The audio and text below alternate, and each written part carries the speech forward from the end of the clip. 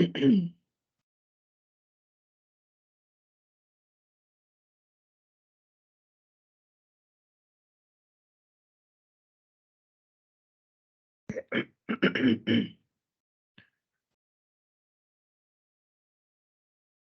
so I'm so sorry.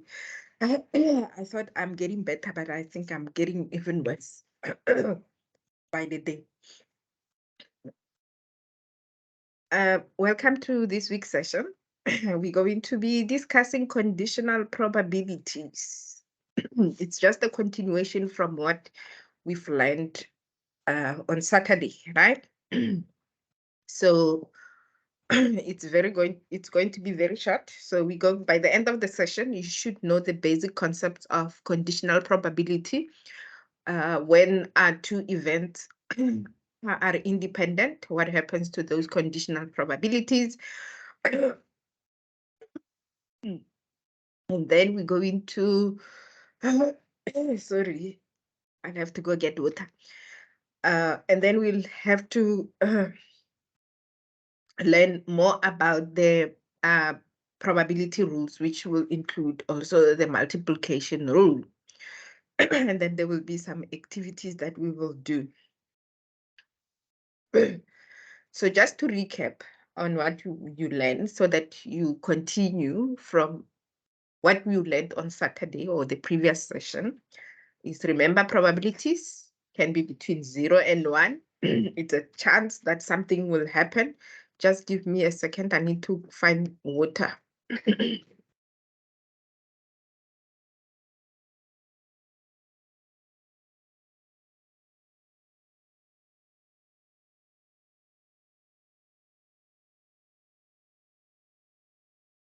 Okay, sorry, someone will bring me water. I apologize for that. And we also learned that as for a certain event, which means that event has a chance, 100% chance of it being occurring or of it being existing. An impossible event will be that event that will never occur or never happen. It doesn't exist. It has a probability of 0. We also learned that from a contingency table, you are able to calculate the probabilities when you have events. So now we're going to touch on those two aspects as well today. What is an event? What is a probability? Just give me a second. Thank you.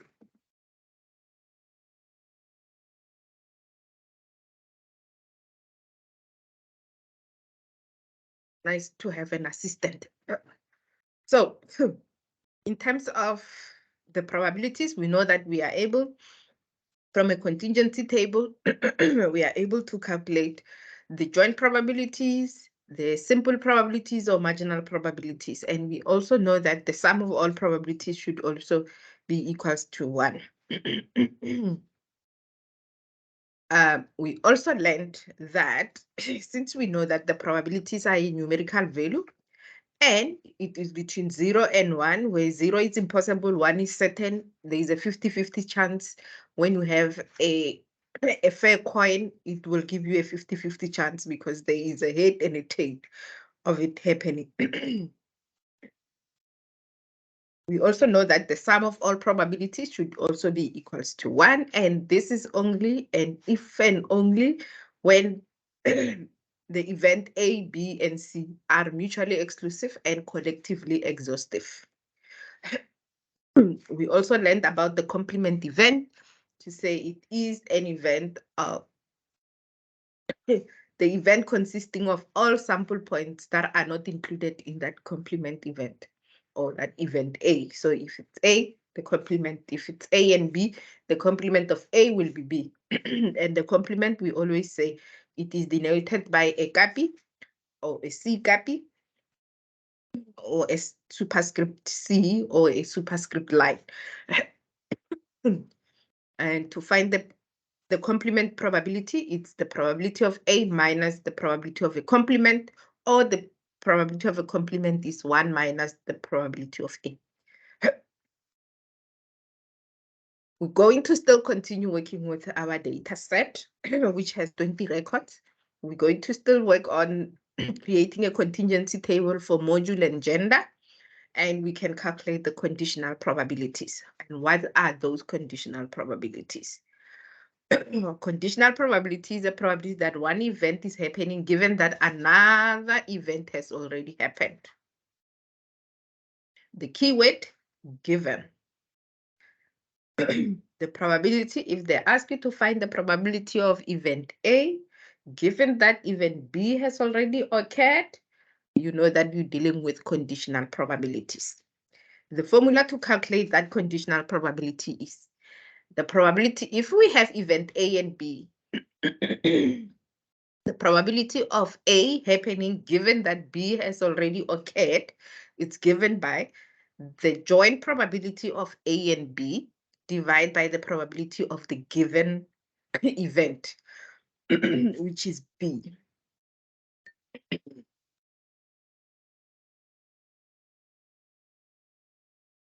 So how to always remember? The given tells you that we're dividing by that given probability. We can rewrite this if we want to find the probability of B given A. We can also say it is the joint probability of A and B divided by the given probability, which is the probability of A. Where we know that A and B are joint and probability of A is a marginal or simple probability. Let's look at an example.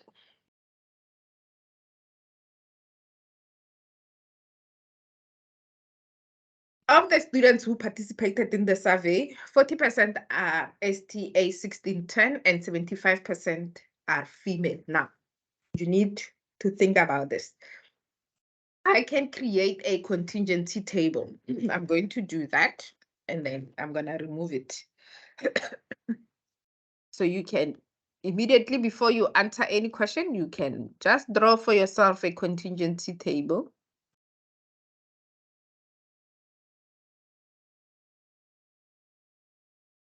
And I can say, okay, for this instance, I've got female.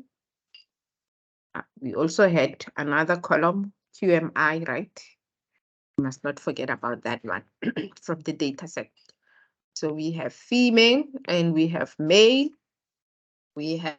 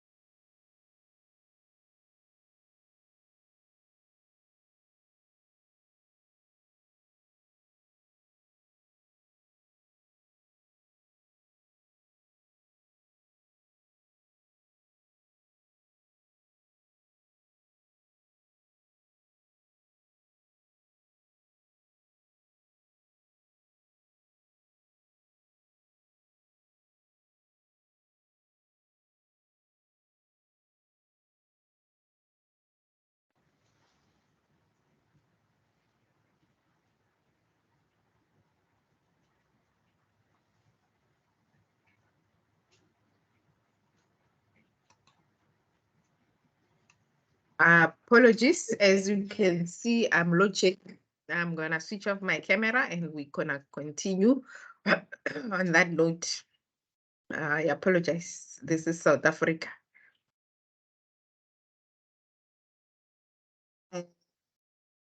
So I don't know where I left off before load shedding. So I hope this is where we were. Okay, so this will be 1610. Can you all hear me? Am I still connected? Yes, thank you. Okay, 1610, 1510, and QMI. I'm just gonna differentiate them like that. So let's transfer the information we learned from them. It says, of the students who participated in the survey, 40% are STA 1610. So here we have the total, and I forgot the column for the total as well.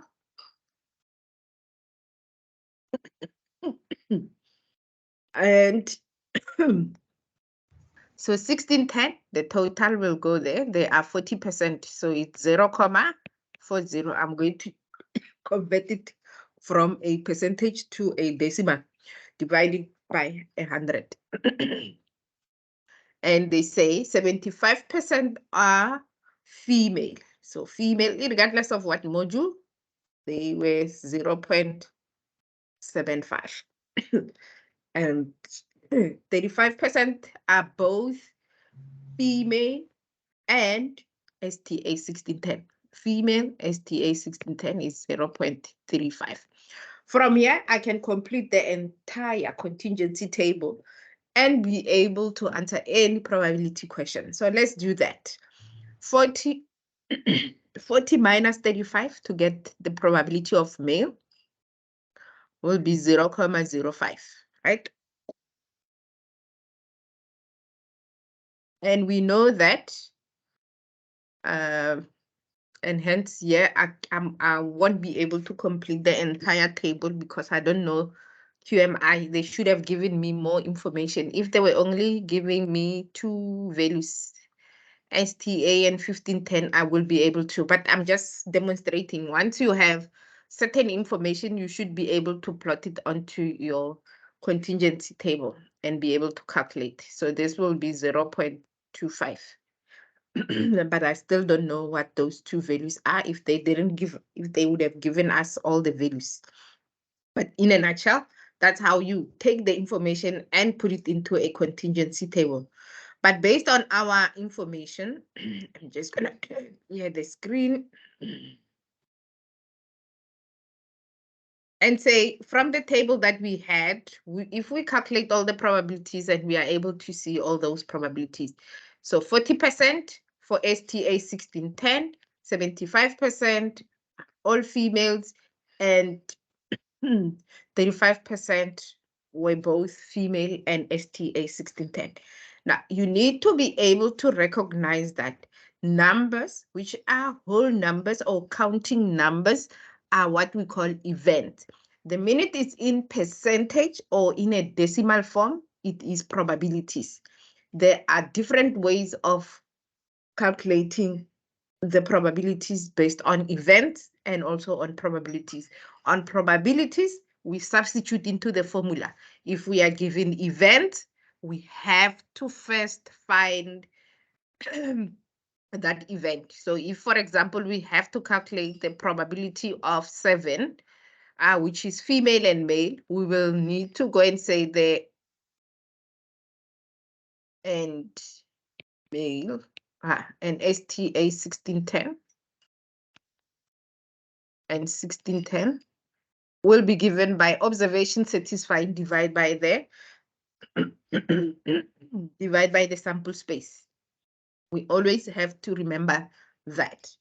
If we have event, we should be able to calculate the event. If I need to find the probability of female and STA 1610, I'll just say it is 0.35. So working with events is different to working with probabilities. With probabilities, you just substitute into the formula. Event, you have to calculate the probability first. Okay, so let's look at an example. Using our formula that we know, if we need to calculate the probability of a female student, given that that student is registered for STA 1610, that will be given by, we know the formula is the probability of A given B is given by the probability of A and B divided by the probability of B. Divide by the probability of B, right? So we can translate that. If A is female and B is STA 1610, we can then just do the translation.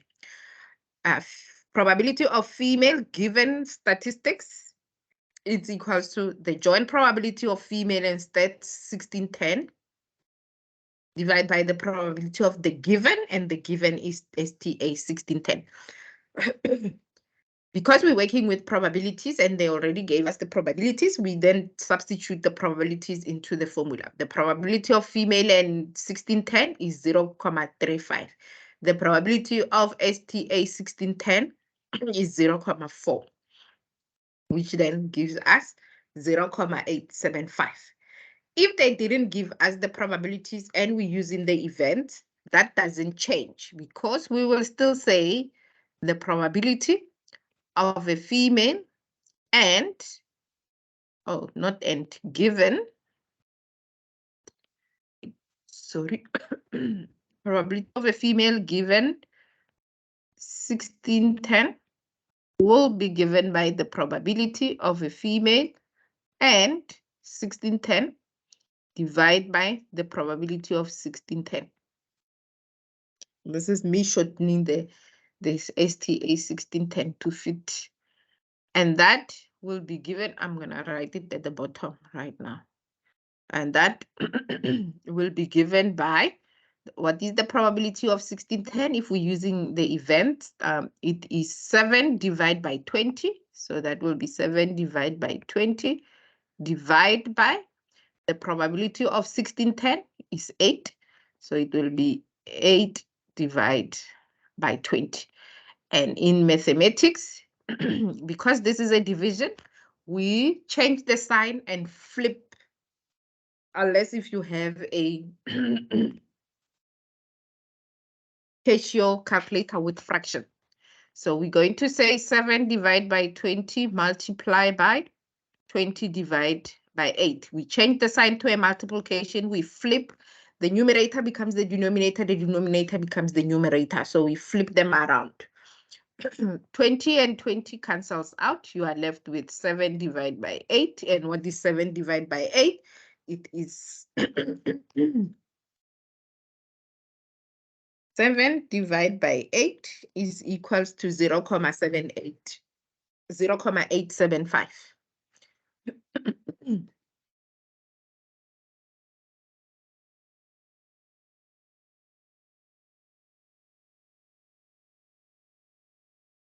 And that is conditional probabilities.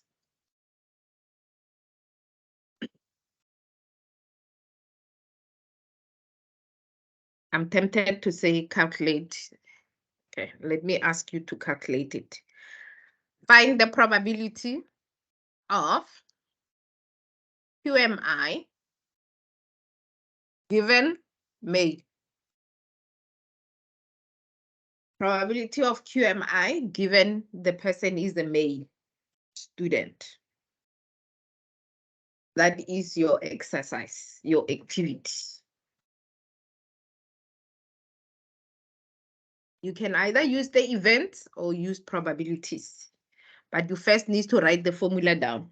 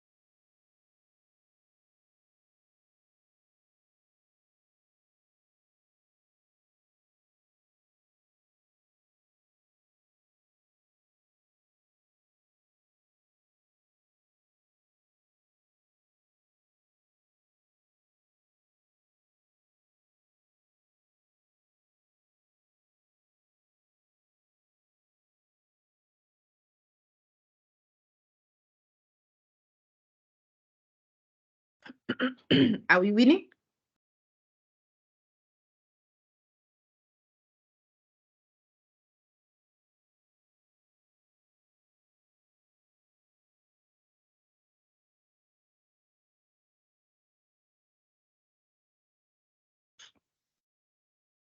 Are we winning? Are we there yet?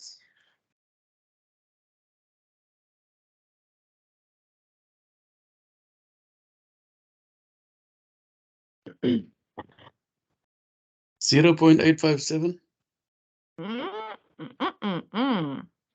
Probability of QMI given male. It's given by the probability of a joint event of QMI and male divided by the probability of male. So what is the probability of QMI and male? It's 0.05. It's this value here.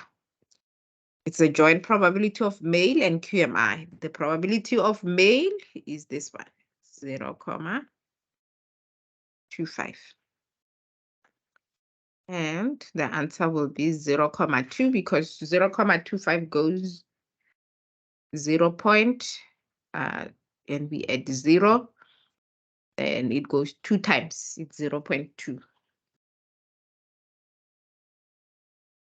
Lizzie, can you Yes. correct the other, not the QMI, not the way we just did it, the way we did it with the times one, because that I used the events one.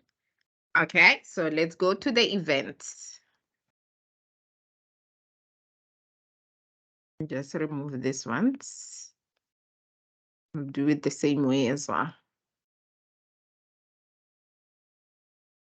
So we have the probability of QMI given male. It's given by the probability of QMI and male divided by the probability of male. Event, joint probability of QMI and male, it's 1/20 divided by the marginal probability of male, it's 5/20. Oh, that's why I went wrong. Okay. So I it took will the be total. 1/20 multiplied by 20 divided by 5, which then it's 1/5, which is also 0.2.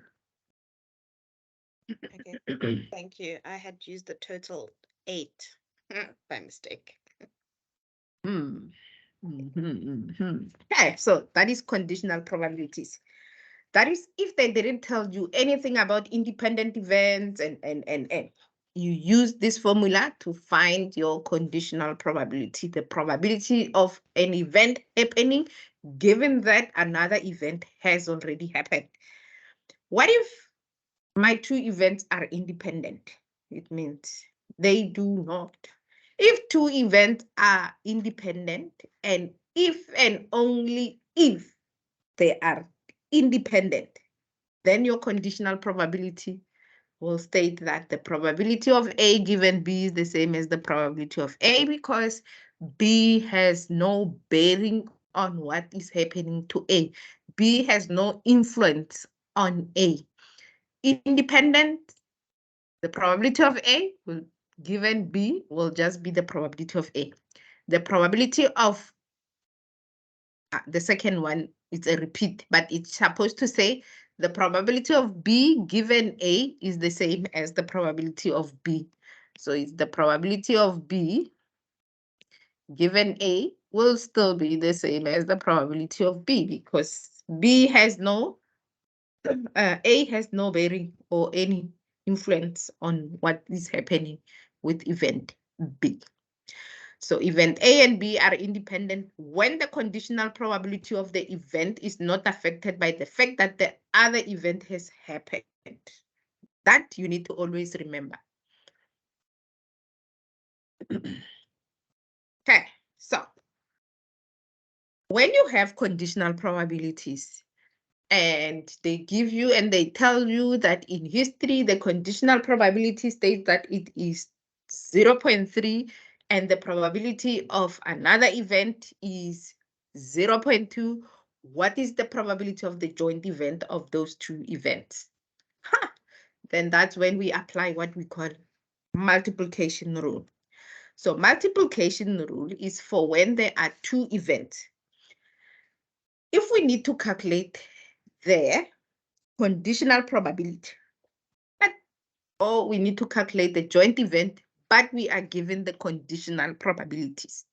Now, you might also argue in the beginning, yes, on Saturday, we spoke about probability of joint event, and I said the probability of A and B is X over N. Now I'm saying the probability of A and B is the probability of a conditional probability between event A given event B times the probability of B. Now, listen to me and listen to me very carefully.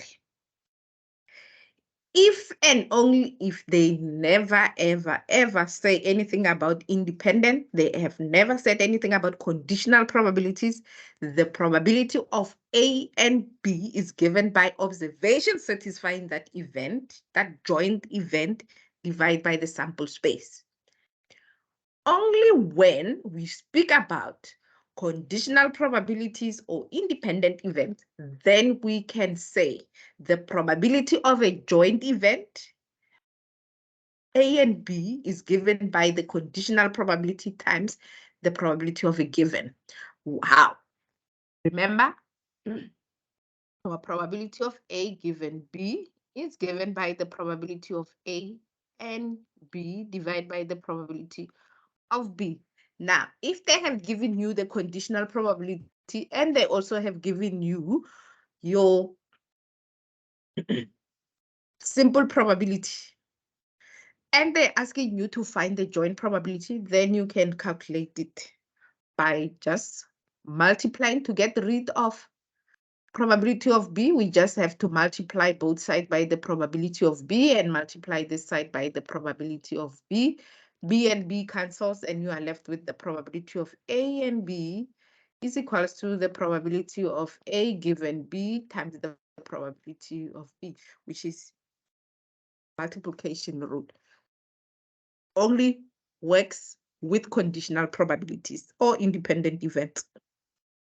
Now, only if and only if event A and B are independent, then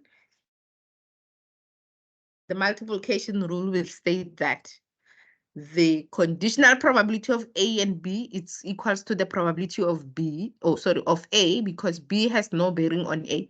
Then the joint probability of A and B will be equals to the probability of A times the probability of B.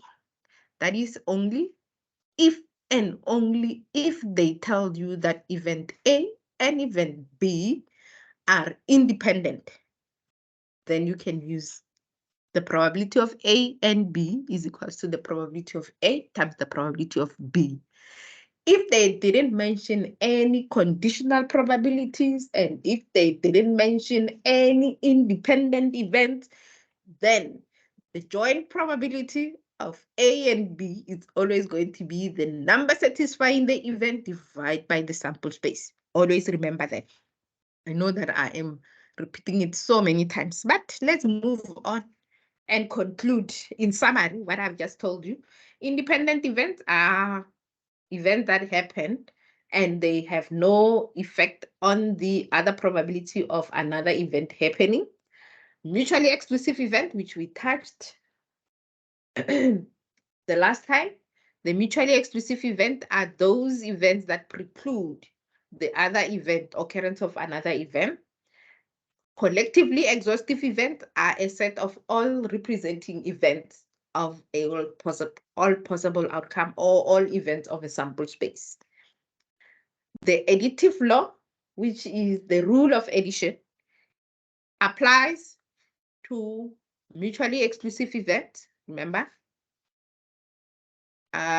It will apply also on mutually exclusive events because the probability of A and B, or the probability of A and B, if it's mutually exclusive, it's equals to 0.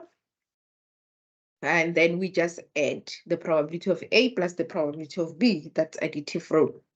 Law of conjunction, which is the multiplication rule, works with conditional probabilities, and it is when events are independent. And that is in a nutshell that you need to remember and always remember. And that ends my session. Any question? Lizzie, you make it sound so easy when you say you must remember and you must remember. And there's so much already to remember. Yes. Ah, You must put an NB, NB, NB, NB. Remember, that's all I NB. have in my book, NB. You must have that.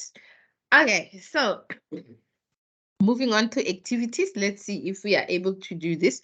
So this is one of the activities that came from, I think it was a past exam paper, and I think it was the November 2022 exam paper. So let's see if we are able to answer this question. Consider the contingency table for the level of automation for autonomous vehicle that use it, and their use. So we have the level of automation and the use and the vehicle use. Calculate the probability that the level of autonomy for an autonomous vehicle is conditional automation, given that the vehicle is used as a ride-hail. Now, the point it's given. So I'm going to change this. This we're going to use as PA, and this is CA, and so on. And ride share, ride-hail, that is ride-hail. We can call ride-hail as RH. For short, you can create all these short things. So let's see, what are they asking? Calculate the probability that a vehicle selected here is a conditional automation, given that the vehicle is used as a ride-hail. So we have the given, so we need to find the probability of conditional automation, given that the vehicle is used as an RH. That's what I said. I'm going to label them for easy of use. So joint probability of both, the probability of CA, and you can notice that I'm interchanging and N, né? So you always need to remember that they mean one and the same thing, not actually N. It's an upside down U without the line. It's what we call union. They mean one and the same. So I'm using the N RH divide by the probability of RH. Because they didn't tell us that they are independent, so we're just going to calculate those ones. I'm going to give you time to do the calculation.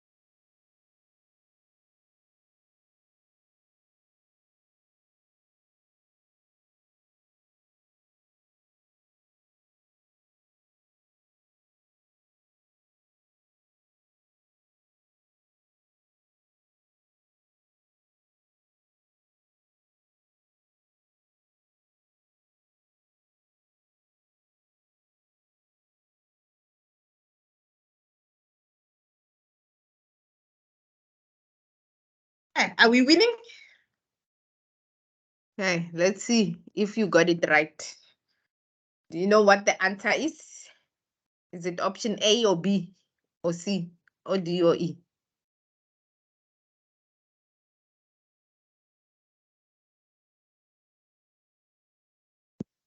Take a peek.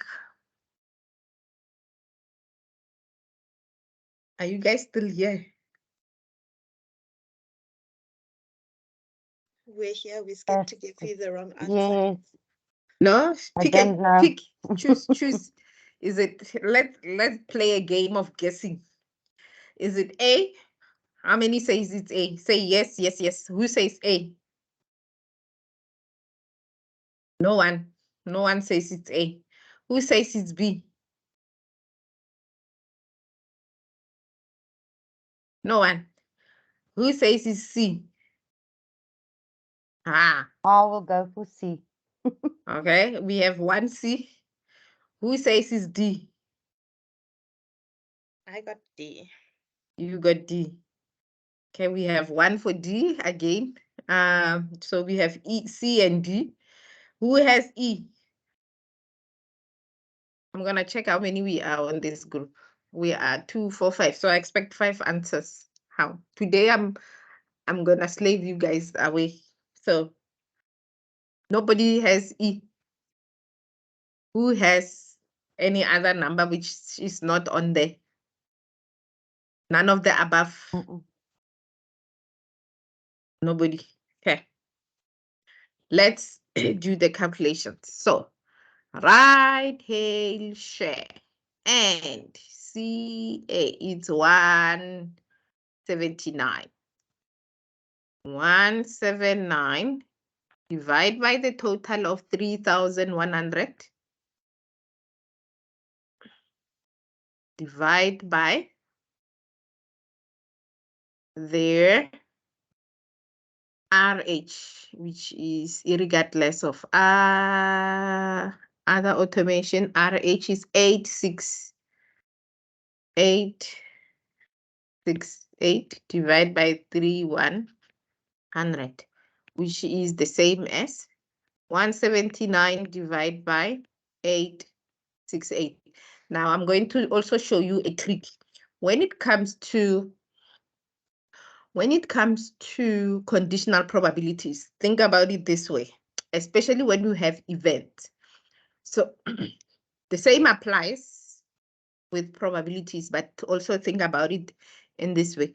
So you just need to go and find the event of joint probability. That's what we found. You also just want to go and find the event and divide by the event of the simple probability. And that's what we do in there. Because if I go through that whole exercise, divide by, multiply, change the sign, it might take you long. Shortcut, joint probability event, divide by simple probability. That gives you the probability of conditional probability. So what is the answer? So we have, since it's dark, I can't see. We have 179 divide by 868 equal 0.206, which is equivalent to 2 decimal will be 0.21. Where did you go wrong? Think about it. Check and check and check. You can also go ahead and maybe probably play around and do conditional probability for high automation, given that it's a self-driving bus. Or what is the probability that it is a self-driving truck, given that it is a partial automation? You can also try and see if you can build up your own conditional probability, just a practice. And you can share that on the WhatsApp and see if, and ask us if you are on the right track or not. Now let's go to question 2. Question 2, an experiment can result in one of the 4 likely equal events, and we have event 1, event 2, event 3, event 4, and we say, let A represent event E1 and E3, B, E1, E2, E3, C, E3, E4.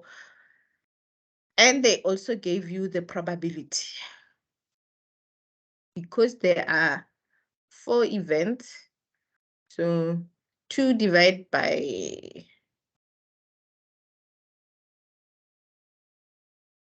4 is 0.5. 3 divided by 4 is 0.75. So that's why they calculated the simple probabilities for each one. Which one of the following statement is correct? You just need to be mindful of the following. B has E1, E3, and E1 and E3 are in A, and E3 is in C. So there are some joint events somewhere happening right there. You just need to recognize the pattern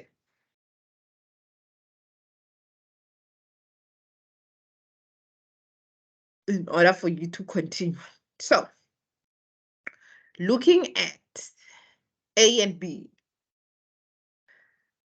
are A and B independent? Does A have any bearing on B, or B has any bearing on A? Are they independent?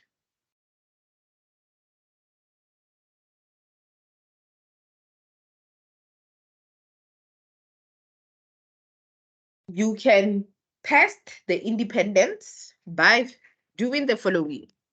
We know that for independent event, the probability of A given B should be the same as the probability of A.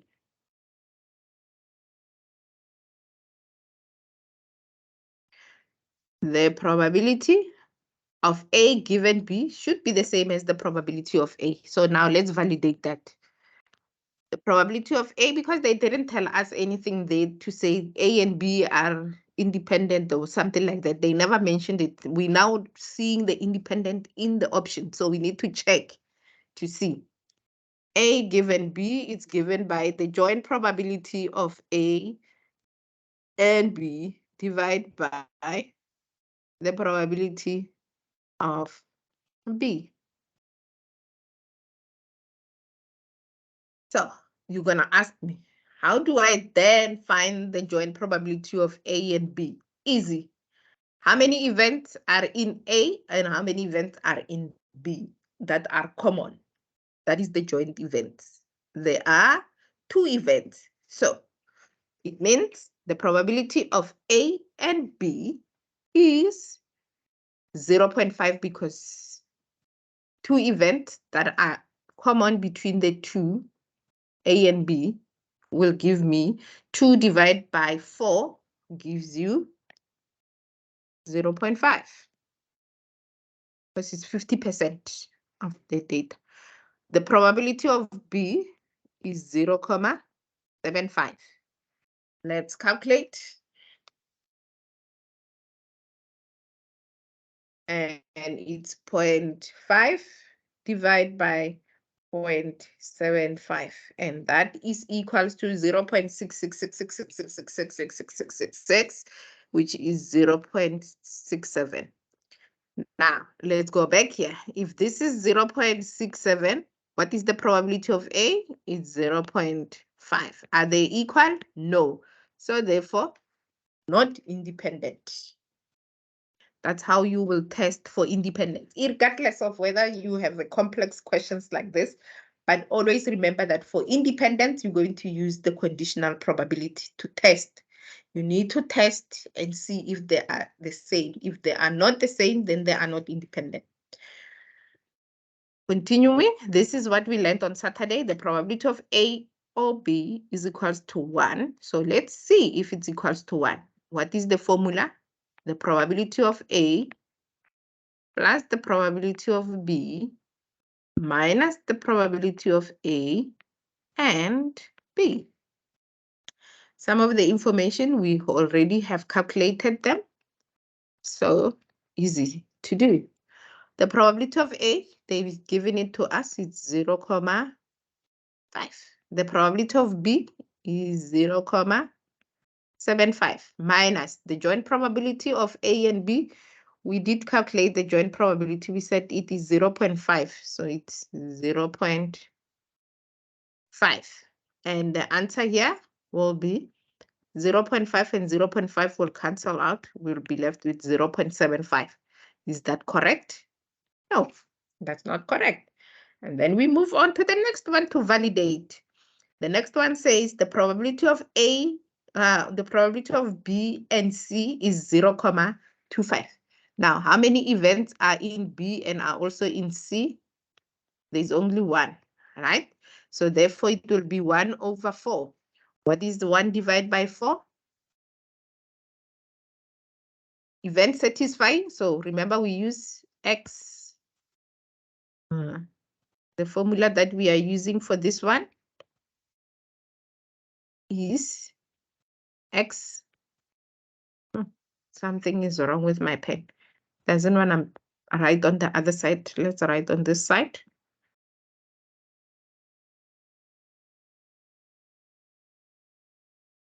Just need space. So this one, it should be given by number satisfying the event, divide by the outcome or total outcome or the sample space. The number satisfying that, there is only one, E3. So there's 1 divided by 4, which is 0.25.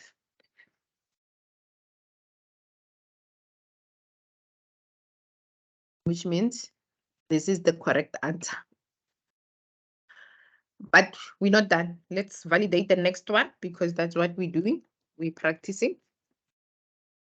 So the next one says we need to find the probability of A. Oh, I shouldn't have deleted that. The probability of A given B. We did calculate this, right? We did find it. The probability of A and B divided by the probability of B. We did find that the probability of a joint event of A and B is given by how many events are in 1, 2, 2. So 2 events. So it means it is 2 divided by 4, and that is 0.5 divided by the probability of B, which is 0.75, which was given, and the answer was 0.67, right? Which is not that one. The last one, which I cannot see because I've got a screenshot on there. I've got a taskbar hiding my values. It says A and B are mutually exclusive.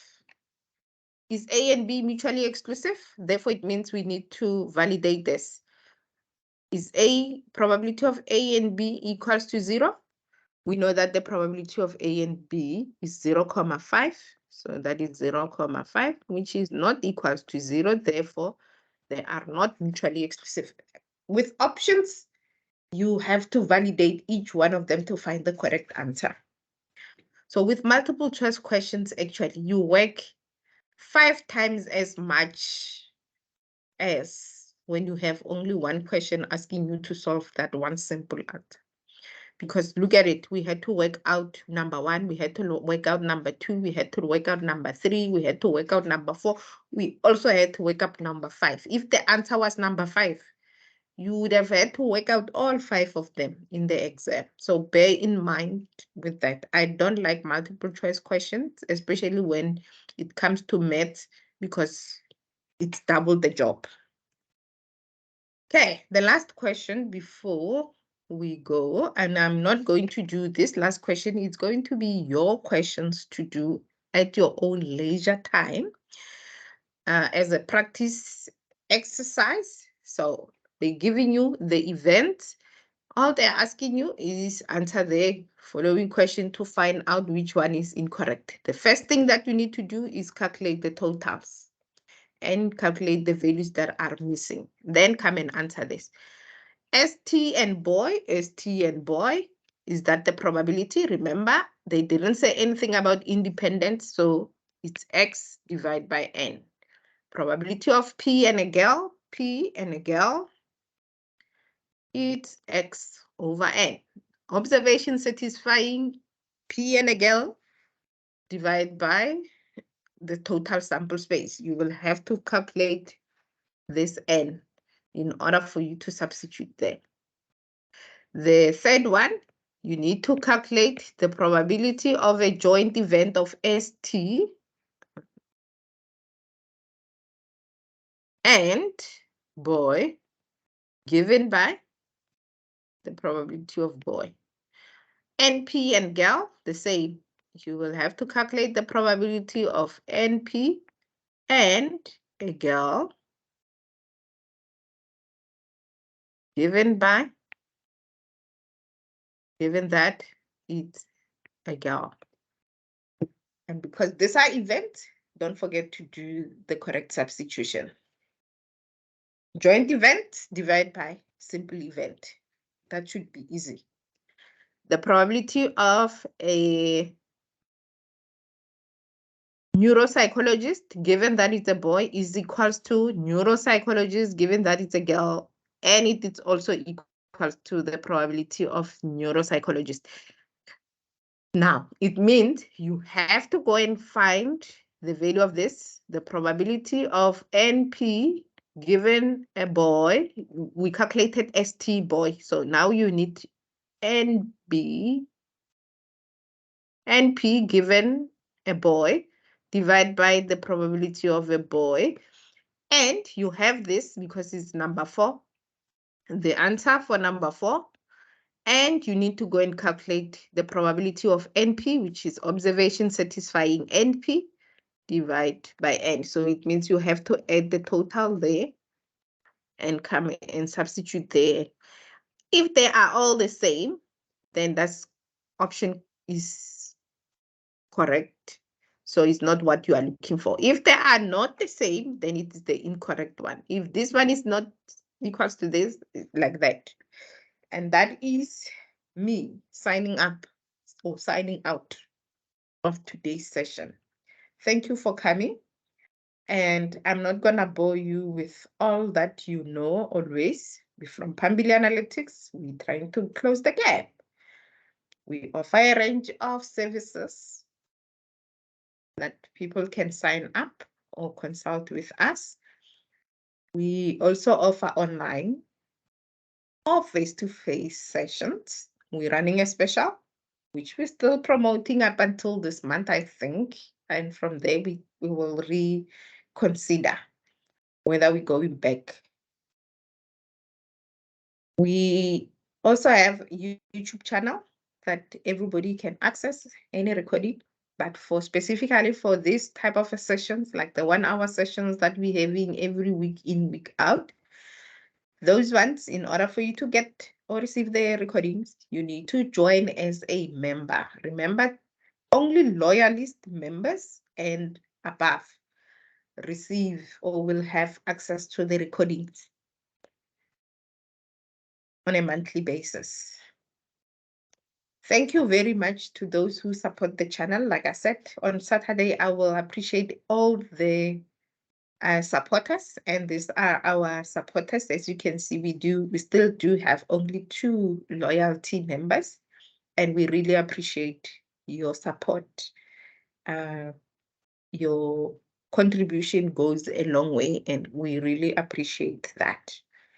And thank you for coming through this session. If you need anything from me, you need to get access to the recording, remember is to just join. Those who I still owe the 2 loyalists, I still owe you the notes. I will send you all the pack tonight when the electricity is back. Thank you for coming and enjoy the rest of your evening. See you Saturday when we deal with discrete probabilities. Bye. Thank you, Lizzie. Bye. Bye-bye.